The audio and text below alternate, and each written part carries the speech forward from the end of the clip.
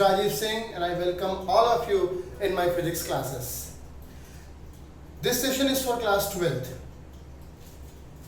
Class 12th already we have started chapter 2, electrostatic potential and capacitance. And in this chapter we have already studied about electrostatic potential difference, electrostatic potential and the potential due to a point charge. Due to system of charges also we have studied. Now let us move with a very important topic. Today we are going to calculate the electrostatic potential due to an electric dipole. Here I have taken a situation of a dipole, and from this dipole, from its center at a distance r, I have taken a point P, and at point P only, which is at an angle theta, at point P only I will calculate the potential difference or the potential. Is that clear? What situation is? Here we are going to calculate the potential due to an electric dipole at a certain angle. Here we have considered a dipole AB which has charge minus q and plus q separated by a distance 2a. From the center of this dipole at an angle theta, we have taken a point P, and at that point P only we have to calculate the electrostatic potential. Except this case, we can also calculate the electrostatic potential due to a dipole on its axis as well as on its equatorial plane. But in class 12th, in your syllabus only this portion is there. So let us solve this derivation, the very important derivation for the exam point of view. Okay, so let's see how we can derive an expression for this. A lot of mathematical laws or the calculation we will apply here, and let's see, according to the need I will tell you the values as well as the relationship what we are going to calculate here. One thing is that if we want to calculate potential due to this dipole which has equal and opposite charges minus q and plus q, first of all we will calculate the potential due to this minus charge, and then we will calculate potential due to this plus charge, and then by the symmetry we will calculate potential V is equals to V1 plus V2. If I write the formula, potential due to charge minus q, can I write here V1 is equals to 1 upon 4 pi epsilon naught minus q and upon what is the distance of this charge till point P, that is R1. So here it is R1. Then similarly, if I write potential due to charge plus q, since the topic is very important, so listen to me carefully and watch the derivation here properly line by line. Potential due to charge plus q, it is V2 is equals to 1 upon 4 pi epsilon naught, it is plus q, and what is the distance of positive charge till point P, that is R2, so here it is R2. If I write these equation number 1 and equation number 2, can we calculate the total potential at point P? That is V is equals to V1 plus V2. V1 plus V2. Now put the values here. V is equals to 1 upon 4 pi epsilon naught, 1 upon 4 pi epsilon naught, Q and Q is a common. So can we take common this Q upon 4 pi epsilon naught. Now what is V1? Is it minus 1 upon R1? And what is V2? This plus 1 upon R2. Is that clear? If I write in this way, 1 upon R2 minus 1 upon R1, that is also fine. Is any doubt? No. Now put this equation number 3. Now my task is to calculate the value of 1 upon R2 and the value of 1 upon R1, and after calculating these values we will apply these values in this equation number 3 and we will get the relation. Okay.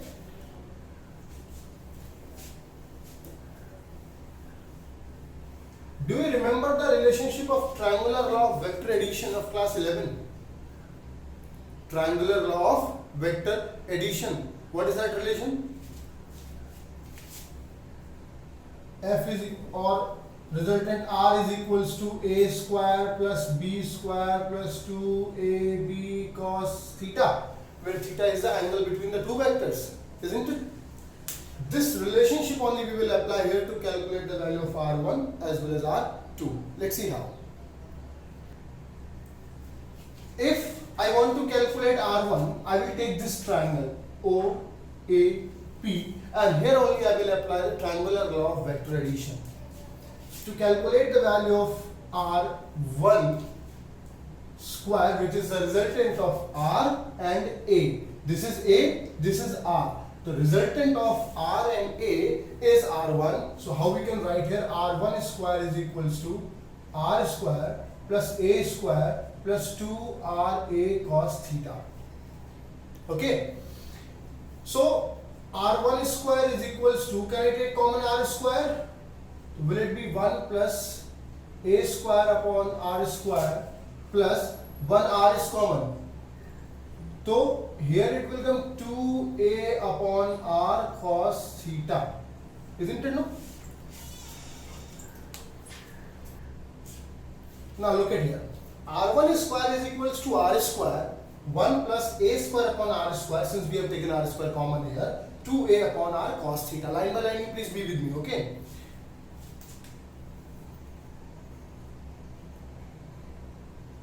Now this A square upon R square I am going to neglect. Why? Because the value of A is less than R. I have told you earlier also the distance between the dipole is too less. So here if I consider this situation, the value of A is less than R, which is very less to the R. So as compared to R, the value of A is very less, so its square is more or less value. That's why we are neglected. So if I neglect, as well as I am going to reciprocal it also. Or in the next step I will do it. R1 square is equals to R square 1 plus 2A upon R cos theta. Is that clear? Now I am going to reciprocal it because we need the value 1 upon R1. 1 upon R1 square is equals to 1 upon R square and 1 plus 2A upon R cos theta, and the power becomes minus 1 because of reciprocal. Now do the square root. 1 upon R1 is equals to 1 upon R within bracket 1 plus 2A upon R cos theta, and now since the square root, so it becomes minus 1 by 2. Okay. Now children, here some hypothetical laws of mathematics we will apply here, that is binomial expansion. And in case of not complete binomial expansion but only the few steps, 1 as it is for the binomial, I have told you that the first function should be 1. So it is 1 here. Then this power will be multiplied with the second function. Here power is minus 1 by 2 into what is second function, 2A upon R and cos theta. Complete binomial expansion is something else. Okay, I am just only applying here its hypothetical condition. 1 upon R1 is equals to 1 upon R, 2 and 2 is cancelled, so it becomes 1 minus A upon R cos theta. It's very simple that we have calculated the value of 1 upon R1. What it is? 1 upon R1 is equals to 1 upon R minus 1 minus A upon R cos theta. Is it visible? Okay. 1 upon R cos A upon R cos theta. Now children, similarly we will calculate here what? 1 upon R2. Let's see how we are going to calculate 1 upon R2. The complete session also we can solve, but along with it we should know what is the method or what is the provision to solve 1 upon R2. Tell me, for that we will take this triangle OBP. Here we will apply the triangular law of vector addition, as we have applied here in the down one, OAP. If here the resultant of R and A is R1, then here the resultant of R and A is R2. So tell me, notes I have already given to you, okay? Just I am here only explaining. So just see how we are deriving.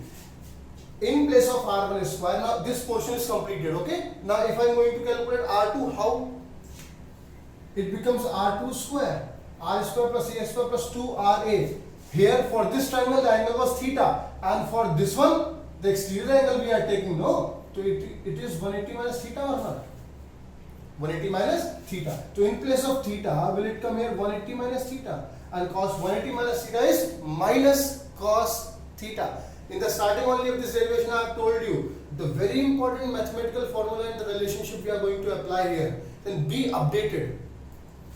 Here cos 180 minus theta is minus cos theta. So will it come here minus cos theta? If it becomes minus, this also becomes minus. We are calculating R2. If it is minus, this also will be minus. What changes you will observe here? I know you got the point here. What I am going to do?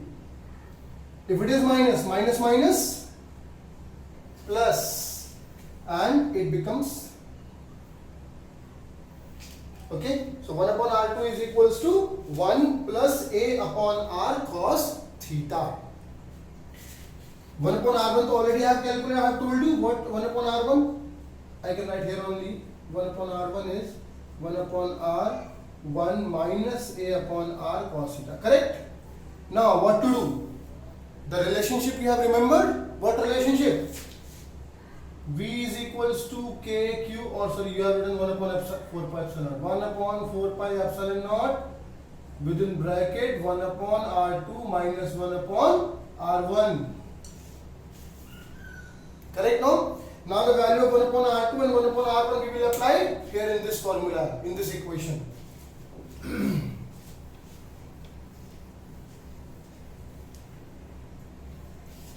So V is equals to Q upon 4 pi epsilon naught. Let's see, find out R is also be there, no? Okay. The value of 1 upon R2 as well as 1 upon R1, both are having this 1 upon R is common, so can we taken out this common 1 upon R inside the bracket? What is the value of 1 upon R2? This is the value 1 plus A upon R cos theta. What is the value of 1 upon R1? Since it is minus here, so sign will change, 1 that becomes minus, and this minus plus 1 upon R becomes plus A upon R cos theta. Just do by yourself. Just find out the values of 1 upon R1 and R2 and put into this formula. Okay? And let's see what we are going to have. 1 upon R, in 1 upon R2 also we have, and 1 upon R1 also we have 1 upon R. So 1 upon R we took common already.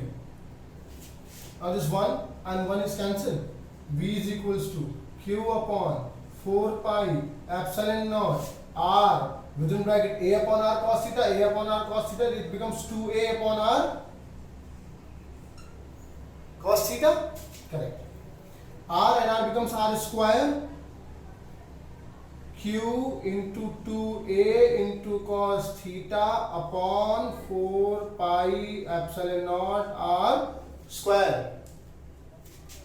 So what is V? Remembered? Again and again I am not going to tell you what is Q into 2A. That is dipole moment of a dipole. So Q into 2A will be replaced by P cos theta upon 4 pi epsilon naught R square. Very, very important derivation, potential due to an electric dipole. What expression we have calculated here? V is equals to P cos theta upon 4 pi epsilon naught R square. This is the expression. Again, let us have how we have done it, how we have calculated. First of all, we have calculated the potential due to charge minus Q, and then we have calculated potential due to charge plus Q. Afterwards, by the symmetry, for the total potential, we have done V is equals to V1 plus V2. And if we know the formula, what is V1? KQ upon R1. What is V2? KQ upon R2. Correct? Along with the sign, we will apply the values of V1 and V2 into the formula V is equals to V1 plus V2.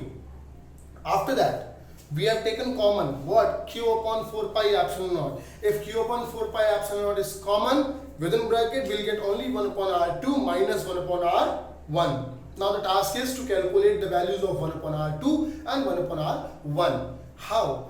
By the triangular law of vector addition. And what the formula is? R square is equals to A square plus B square plus 2AB cos theta. Theta is the exterior angle. So, in this triangle we can see here R1 is R square, A square plus R square or R square plus A square plus 2RA outside cos theta. For this, similarly, R2 square is equals to R square plus A square plus 2RA cos 180 minus theta. One portion you calculate first and similarly you can write. No need to solve again and again the complete values of R1 and R2. Just calculate one value 1 upon R1 and its value, and similarly you can write afterwards 1 upon R2. Similarly we can write. The task is that how we have done 1 upon R1.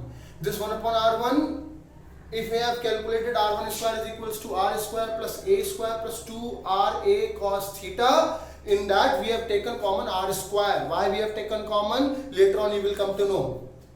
R1 square is equals to R square, we took common within the bracket 1 plus A square upon R square plus 2RA cos theta. 2A upon R cos theta.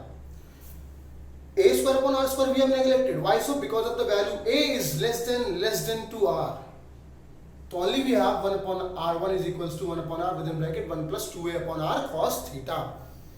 Now we have this portion, we will apply binomial expansion over here after the reciprocal and all these things. If we will apply the binomial, not complete binomial, as I told you, only the hypothetical situation or the condition of the binomial expansion we will apply here. So it will come 1 upon R1 is equals to 1 upon R within bracket 1 plus A upon R. We will multiply this power minus 1 by 2 here. And rest of the calculation we can do there.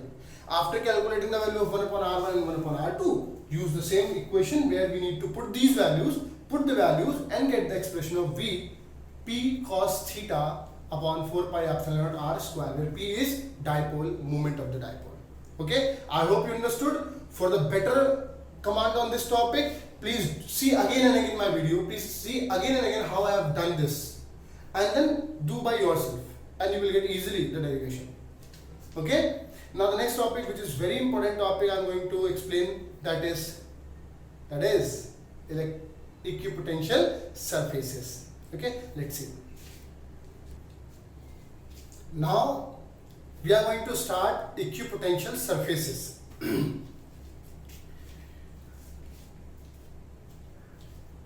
कौन कहता है कि हमसे तेरी जुदाई होगी? ध्यान से सुनिएगा, हम आपका पीछा छोड़ने वाले नहीं हैं, है ना? कौन कहता है कि हमसे तेरी जुदाई होगी, और ये अफवाह तो किसी दुश्मन ने उड़ाई होगी। अरे हम तो शान से रहेंगे आपके दिल में, अरे हम तो शान से रहेंगे आपके दिल में, इतने दिन में हमने आपके दिल में कुछ तो जगह बनाई होगी। बहुत दिन से पढ़ रहे हो हमसे, है ना? छोड़ना नहीं है ये पढ़ाई ना, मैं आपको छोड़ने वाला हूँ और आप तो मुझे छोड़ ही नहीं सकते। ठीक है, तो leave it, let us start the equipotential surfaces. I know that you need that kind of dose in between. Huh? Now recover yourself and let us start again. Equipotential surfaces. By the name of this topic only, easily we can understand what we are going to study. Equipotential surfaces. Equipotential. A surface on which the potential is equal at every point is known as equipotential surfaces. Equipotential surface. For example, if I consider a point charge Q, and around this point charge, if I consider this a surface of radius r, so since it is radius, so that radius will be same everywhere, here, everywhere, this radius will be same. and if the radius from this point charge is same everywhere, obviously the potential at every point on this surface must be same or equal. So such a surface on which at every point the potential is same is known as equipotential surface. Is that clear? This I consider a charge, and around that charge we have considered a surface at equal radius, at equal distance. Since the distance is equal, so the potential at every point on that surface will obviously same. That's why such a surface is called equipotential surface. In the exam, usually they may ask you draw the three equipotential surfaces due to a point charge. So how easily we can draw, we should know here. It is a charge due to a point charge we want to calculate, no? So we have to draw to 1, 2 and 3. How many surfaces I have made here? I have drawn here 3. 1, 2 and 3. At this surface, every point the potential will be same. Don't be confusing between that the potential on this surface and the potential on this surface will be same. So these surfaces are called equipotential surfaces. No. This is one surface on which at every point the potential is same. It is called an equipotential surface. Another equipotential surface, this one, where at every point the potential is same. So this is another equipotential surface. Third, where at every point the potential is same. So this is the third equipotential surface. Don't you think that the potential at this surface and this surface will be same, so they are called equipotential surfaces? No. Without any doubt, you should know that the potential at this point should be maximum. Why it is maximum? Remember the formula, V is equals to KQ upon R. All if we, since we consider the charge, so tell me what is the formula of potential electric field due to a point charge, KQ upon R square. Tell me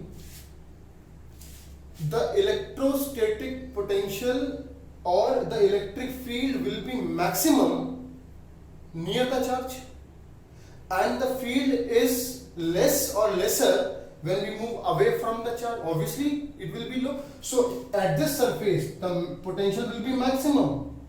At this surface the potential will be quite less than the inner surface, and here the potential will be least as compared to these two surfaces. Yes or no? But if I say like here it is V1, so here at this point also will be V1, at this point also will be V1, here also it should be V1, here it should. So every point on the same surface if I see, then the potential should be same, equal. Then such a surface is called equipotential surface. Another, if here on this surface the potential is V2, so at every point on the surface the potential should be V2 only. Okay, so this is called another equipotential. Similarly the third one. So many more we can draw due to a point charge. If anyone asks you draw the equipotential surfaces, the number of equipotential surfaces due to a point charge, easily we can draw. Before I draw it, okay, let me draw.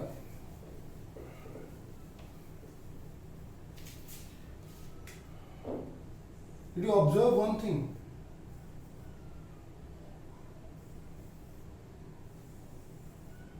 What do you observe? The nearby circles are very dense, and the circles which are quite, and when we move away, the circles are quite far from each other. This is the way that we can draw the equipotential surfaces. Don't you draw like this? Means that every surface has an equal distance between them. No, that is wrong. This is the correct way to draw the equipotential surfaces because the reason also we should know. See the formula of electric field.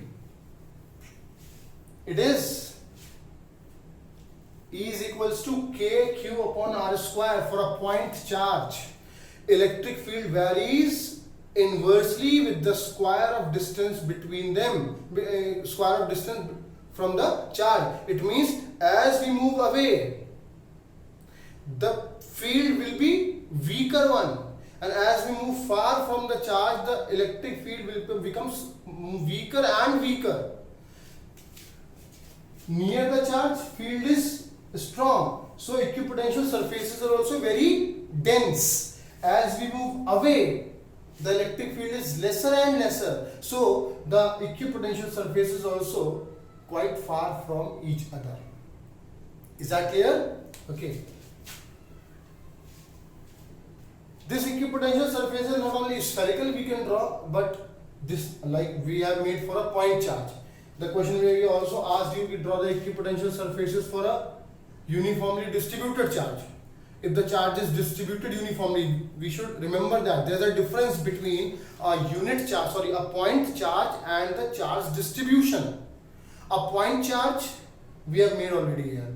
Charge distribution we have studied in three cases: linear charge, surface charge and the volume charge. So if suppose I am giving the example for the linear charge distribution, if they ask draw the equipotential surfaces for linear charge distribution on a rod. So this is a rod,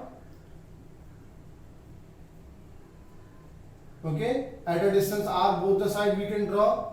This is the electric field, both the side of this rod, no? So can we draw a cylinder? That means here at a distance r and this side at a distance r, at this point the potential should be same, the potential should be equal. Then such a surface is called equipotential surface. Many more we can draw. The distance will change. As you change more distance, more equipotential surfaces we can draw. Correct? So equipotential surfaces means, have you remembered the Pascal's law? On a level of a liquid, at every point on that level the pressure is same. Similar here, this case also we have on a surface from the charge at a certain distance. If we draw a surface, on that surface at every point the potential will be same. If the potential will be same, then this is so called equipotential surface. So in the exam, usually the question comes, we draw the equipotential surfaces for a point charge, draw the equipotential surfaces for a system of two charges, draw the equipotential surface for a linear charge distribution due to a rod. Like this it can be drawn, and with the help of, you can go through your NCERT book as well as the reference book, you can see the multiple figures are given there for a point charge for system of two charges. Easily you can draw practice and you can draw the equipotential surfaces due to a point charge, due to a system of charges and many more. The very important point we should remember here while studying this equipotential surface, there are some properties of electropotential surfaces, like we have studied some of the properties of electric field lines. So here also we have some of the properties of equipotential surfaces. So let us discuss the equipotential surfaces property. Okay. So what are the properties of equipotential surfaces? If you look at the surfaces, equipotential surfaces, and we study about it, one conclusion we can find out here. The conclusion is, if on a surface, suppose this I made a surface,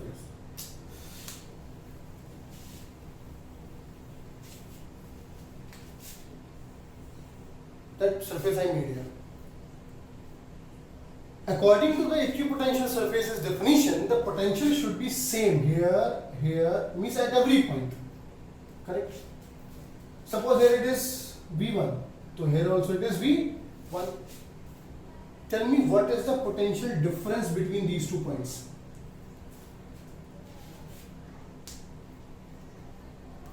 Zero. Potential difference means the difference in the potential at 2 points. Is there any difference? No.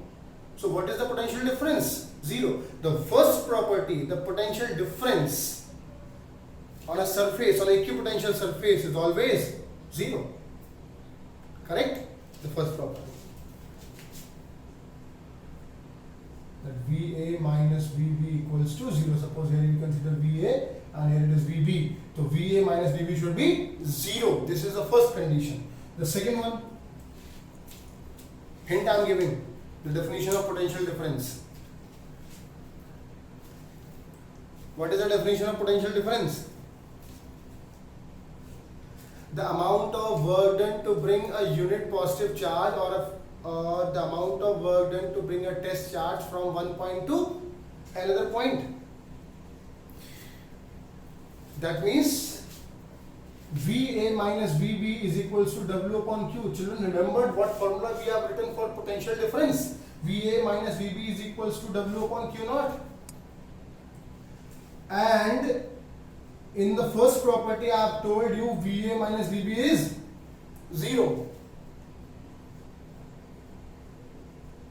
So what is work done? 0. That means no work is done to bring a charge from one point to another point in a equipotential surface. In a equipotential surface, if we bring a charge from one point to another point, there is same potential. That means no need to do any work, any external work done. There will be no work. So that means work done is 0. The second property, very important property. The third property. Third property says electric field is always perpendicular to the equipotential surface. Electric field or electric field lines always perpendicular to the equipotential surface. Okay, let's see how we can define it. Properties so easy, simply it is written in your notes also, it is given, you can see. But we should remember, we should know how these properties apply here. How we can say that this property fulfills this situation. So we should know this. That's why I'm explaining you. Okay. So what is the third property? Third property I have explained that electric field lines or electric field direction is always perpendicular to the equipotential surface. And see how we can define it. How we can explain it.